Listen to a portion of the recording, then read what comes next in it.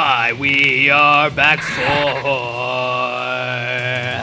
Let's Play with me, yeah. Who am I? I'm RC Sacrifice 65. Welcome back to my next Let's Play, CastleVania Bloodlines. The end of the game for some reason. Why the end of the game? I don't know. I feel like being a nonconformist and playing the end of the game first, just like George Lucas. I mean, that's not what I meant. I meant, yeah. I'm being unique and original. Yeah, this is totally not any other CastleVania game. This is Bloodlines. Now I'm getting as many hearts as I can because there is something I want to just do. I don't want to get hit during this next battle. It's because I'm totally awesome like that. Whee! Alright, I think we've got enough hearts to deal with the devil, essentially. Alright. Cool! Let's do this. Die, monster! You don't belong in this world. It was not by my hand that I'm once again given flesh. I was called here by humans who wish to pay me tribute. Tribute? You steal men's souls and make them your slaves. Perhaps the same could be said of all religions. Your words are as empty as your soul. Voice acting! Mankind ill needs a savior such as you. What is a man? A miserable little pile of secrets. But enough talk. Have at you! Alright, let's just grab a couple more items. Mainly, Hydro Storm. Grant me power! Use Hydro Storm again so it starts hurting him immensely and awesomely like that, and then use it again before he can turn it around, and then kill him, and then stuff like that. Yeah! No!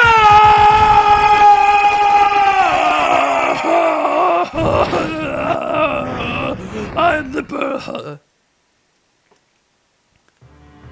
It was Victor Belmont, the legendary vampire hunter who succeeded in finally ending the menace of Count Dracula. Who the hell is that? The Lord of the Vampires, who had been brought back from the grave by the dark priest Shaft. He does no end to quit, does he? However, one night 4 years later, under the glare of a full moon, werewolves ceased to exist. Richter mysteriously vanished. With no idea of where to begin her search, Maria Renyard, who we never mentioned before this, set out to look for him. It was then that fate intervened, because fate's a douche like that. CastleVania, the Castle of Dracula, which is rumored to appear once every century, suddenly materialized from out of the mist, as if to show her the way. Meanwhile, powerful forces were struggling for the soul of a man named Alucard, who we never mentioned either. The very same Alucard who had teamed up with Trevor Belmont to battle his immortal father, Count Vlad Dracula. Alucard, in order to purge the world of its own cursed bloodline, had submerged his vampiric powers in water. Had entered into what was supposed to be an eternal slumber, but it's not so eternal anymore now, is it? Because he's awake, and evil is once again at work in his homeland. The time has come, once again, for the forces of good and evil to engage in their ancient battle, because they just can't seem to work it out. Dracula's castle beckons for you, and no man can say who will emerge victorious in CastleVania. Yeah! Let's do this!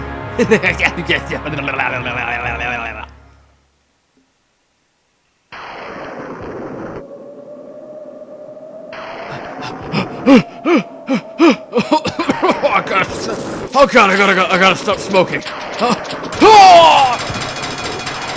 So, welcome to my next Let's Play, Castlevania Symphony of the Night.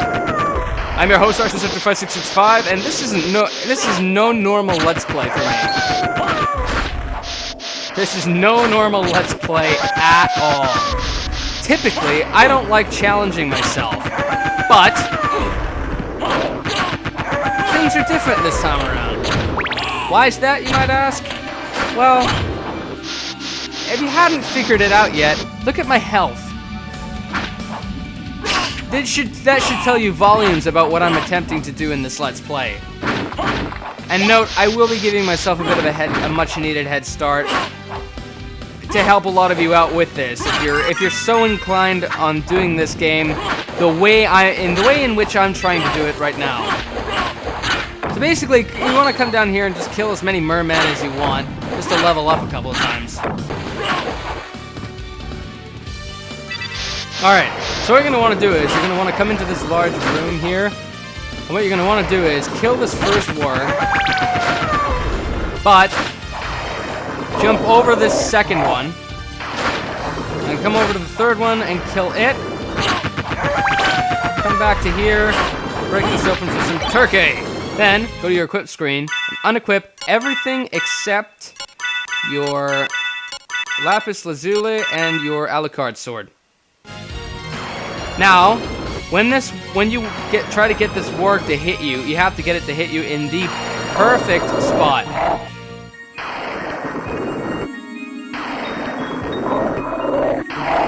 Okay, back there. And he should. Oh my god! That took forever. I'm not even joking. That took forever. I died and had to restart that so many times. You don't even believe. Anyway, while you're coming through here, now that you've cheated, we'll visit here again later, actually. Just don't drop down there, whatever you do. Short sword. So essentially, what we just did there was we escaped death. Yeah, we just cheated death, folks. How did we do that? Well, essentially, we just prevented him from stealing all of our good equipment before we were supposed to actually get it later in the game. Now, call me a cheater if you will, but honestly, I particularly hate that, dealing with losing all my stuff, especially on the luck mode, which is what this is. Now, if you haven't noticed, luck mode is essentially where all of your stats are, flatlined, essentially. Typically, you're supposed to actually start this game with about 88 points of health. There's actually 3 different ways of starting this game. There's, if you can beat Dracula in under a minute without getting hit and without using magic, you get specific bonuses compared to if you were to not beat him in 1 minute and either use magic or get hit. I'm not going to worry about that yet. I'm going to visit back here soon enough anyway. But that's essentially what that was all about. Now, the name in which you want to enter in order to be able to do luck mode, if you're feeling bold enough, I'll have that in the description for you. So if you're feeling bold enough to give luck mode a try, feel free. Go ahead, give it a try. It is really challenging. So this, essentially what I just did, there's a secret room here. Drop down. Essentially, I kept my items because they give you a very much needed help in the beginning of the game. And when I say much needed, I mean much needed help. Because stuff can get pretty out of hand if you're not prepared. So, it's nice to have this. You don't need to do this if you're feeling bold enough and want to challenge yourself. Go ahead. But for purpose of Let's Plays, I want to be able to challenge myself a little bit, yet still actually have a fun time. And being able to do luck mode with these items is a big help, especially starting out. So anyway, this is the Alchemy Laboratory. One of the first things you're going to notice about this game is its amazing music. Its music is absolutely fantastic. Memorable in every way, shape and form, rather. And it's just awesome. Actually, I'm probably going to do myself a big favor and re-equip all my stuff to prove that I still have it all. Alucard Shield, Dragon Helm, Alucard Mail, Twilight Cloak, and Necklace of Jade. There you go. All the stuff is still in my inventory, and we're all good. No, these aren't the best items in the game. There's been a huge debate about that, and to be honest with you, it's just to help you have a little head start in the challenges to come. It's not supposed to be the best equipment in the game off the bat. No, there's tons of better equipment than these things. These things are amazing for starting, as I keep saying, but there are much better items than these. And I'm gonna get them and show them off. And now what the lapis lazuli does is it gives you 99 luck plus 20 extra bonus points for it. Well, you have 90 luck. You have 90 luck, 99 luck. Ooh, boss battle. You have 99 luck plus 20 extra with the lapis lazuli. Slogra and Gaibon. My Ubermore friends have joined me again, and yeah, that took care of him pretty easily. Took care of him too. Wow, that was actually a lot easier than I remember it. Regardless, we're done in here, yeah. Head through. I'm gonna encounter a new type of zombie soon. This guy, the blood zombie. They're fun to deal with. There's a save room in here, I think. Yep. Now, the endings in CastleVania games are determined by your map completion. So, in order to be able to have a nice ending, or even just a moderate, you know, to get the different endings, you need to have a different map completion set. And in order to get map completion, obviously, you have to explore. And exploring does a lot more than just give you a different ending. It allows you to find cool things and such. And it's cool. Excuse me. So as we take this long elevator down to the frickin' floor. The fire! The Basilard. The Basilard is essentially... Oh, we couldn't even go that way anyway. The Basilard is an amazing starting out weapon if you're not doing this glitch. Because the Basilard is a short sword, but it actually allows you to strike a lot faster than a regular short sword and rusted sword. So it helps a great deal when you're first starting out. It's one of the better swords that you can get off the bat. And then as we progress, I'll actually show you another item which is even better for starting out if you're doing this on a regular file and you didn't decide to cheat death.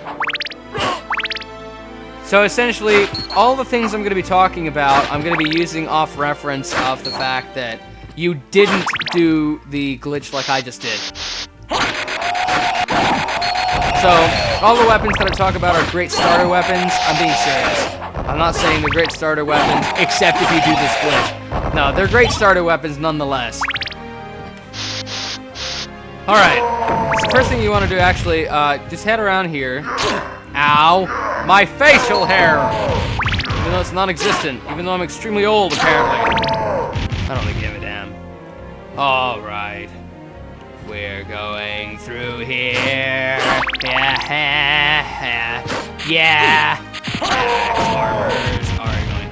Alright, so those guys, essentially, are called Spittlebone. Kill! Potion. Actually, you didn't really need to worry about going down there. You can pull the left trigger. This is the Xbox version. You can pull the left trigger to see your map, to get an idea of where you have and where you haven't explored. Give you a very helpful idea. I love this place. Hella yeah. Boom, boom, boom. We are doing our best to play this properly. I love the marble gallery. I love all the music in this game. I love all the locales in this game. It's just awesome. Alright. So first things first, keep your holy water. Holy water is important. Kill the Ouija table. Head through, there's a save room in here. The glass hit me in the face. What an ass that glass was. So every room, near enough, has a different enemy in it, which is absolutely amazing. This was originally released on the PlayStation 1 back in 1998, I think? Sometime around then. I honestly can't even remember when this was released. Regardless, it's an absolutely phenomenal game, and I instantly recommend it to anybody already. a challenge to get used to it first, for sure. But once you do get the hang of it, oh, it's an amazing game. Let's get the Spirit Orb. The Spirit Orb essentially allows you to see what you're attacking, the name of what you're attacking. So, like, for example, if I come all the way down to the bottom here and keep heading through, there's going to be an... what is this guy? Oh. What's the Spirit Orb do? Well, let's just check. Go to Relics. Oh, shows enemy damage. That's fair enough. Still, that's helpful. New enemy type yet again. Skelerang. These guys are cool. They just chill against the wall until you get close enough to them. New enemy type yet again. Ghosts. Ow! My foot!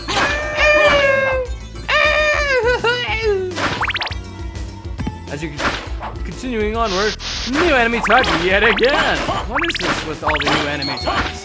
This is Cthulhu! Don't ask me why. Cthulhu is honestly a lot different looking than that, but yeah, whatever. So you can head through this door and open this up for yourself to make your life a lot easier. And then head back through. And then basically fight your way back to the top again. I'll meet you guys back up there, actually. Head back up to here. Why do I want to do that? Because we're going forward into the clocky area. These are flea men, one of the most annoying enemies in CastleVania history, because they just are. And now, voice acting! Wait a moment. You seem human, and yet, what do you here? I've come to destroy this castle. Then we have the same purpose. I'll trust you for now. I'm Maria. Who are you? Alucard. Not the talkative type, I can see. Well, perhaps we'll meet again, if you live that long. Farewell. That chick's fast. She gets in some pretty weird places pretty quick. Anyway, that was Maria Renard. Renard, or whatever. I think it's Renard. Sounds Spanish. Anyway, she gets some pretty weird places pretty quick, which we'll see at some point later in the game. Actually, there's a video on YouTube. When I get to the appropriate part, I'll link that. I'll mention it again, and then I'll link that video in the description so you can see just how fast Maria actually is. It's really funny. But regardless, continuing on. Oh, this is a stopwatch. The Holy Water is one of the most amazing sub-weapons that you can use in this game. Just because of the sheer power of the damn thing.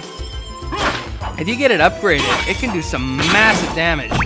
And note that's not... I'm not trying to make a meme on purpose. I mean, I'm being serious. It can deal some massive damage to bosses and enemies if you can upgrade it enough. Alright, new enemy type again. These things are really strange. Note, I just did the Alucard sword special move. If you kind of hold down and then to the right or down to the left, he'll zoom across the screen like that and attack the enemy on that side of the screen. You have to line it up perfectly, though, in order to be able to make it effective. But regardless, these are annoying. Those are stone roses, and they're actually really annoying because if you get hit by one of those things, it petrifies you. Oh, cool. A leather shield. I don't need it. Oh, give me my holy water back. I want it. Let's continue to the peeping eye, which was in the background there, out of the other side of the window if you didn't see. Alright, the outer wall. Zircon. Head down first, because I want to show you a couple of things. For one, that's one of the newer enemy types again, but what's different about this guy is that once he's dead, he will not come back unless you restart the game. Anyway, this is typically for something that if you don't have one of the new power-ups yet, this will help you out a great deal. So come into this room, and break where I'm standing now, and wait. Listen to the music. Because that will happen. Taking you down into this room, giving you the Jewel Knuckles and the Mirror Cuirass.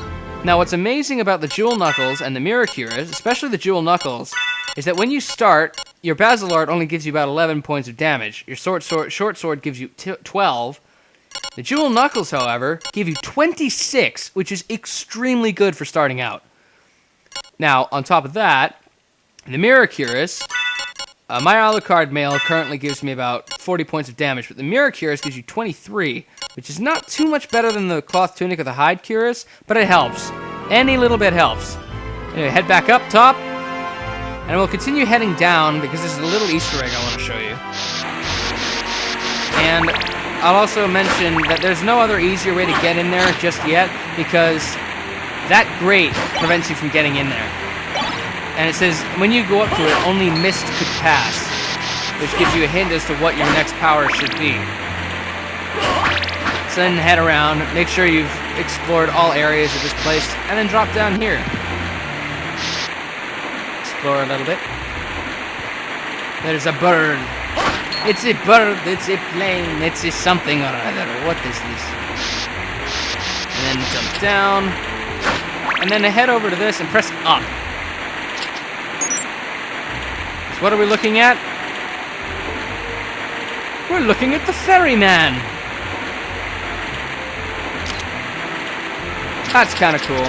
I always thought that was kind of a neat thing. Anyway, let's head back up top now. Oop. Because there's somewhere in particular we want to go. Now, what's amazing about the CastleVania games, and which I wish games would do a little more often nowadays, they'll guide you, but they won't like hold your hand through the game. Essentially, what I mean by that is, they'll take you through. They'll kind of tell you where to go, but they won't tell you like exactly where you're supposed to go and what you're supposed to do. So you're supposed to figure it out for yourself at first, and then when you come back through the game again, it'll basically tell you, you know, oh, these are some of the things that you can do. Yeah, I'll save. Because there's a boss battle up ahead. This is what we'll end the part with, actually. Data saved. Alright, cool. Let's go. See, there's a wooden, metal pylon grate thing that... What? What's going on? Uh-oh. Oh! What? Oh! Ow!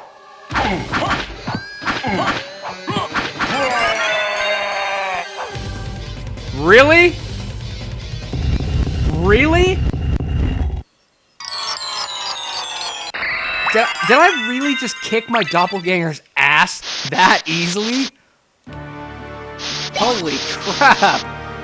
Anyway, let's continue onward now. I guess we can get one more thing before the part actually ends here, which is awesome. Critical! Wow, I'm actually quite surprised I did that as well as I did. All right. So before we head on to the next actual area that we want to be in, I just want to grab one power-up real quick. Note, look how many new enemy types are already in this place. It's like, wow. That's what we want to grab. That little orb there. Let's grab it.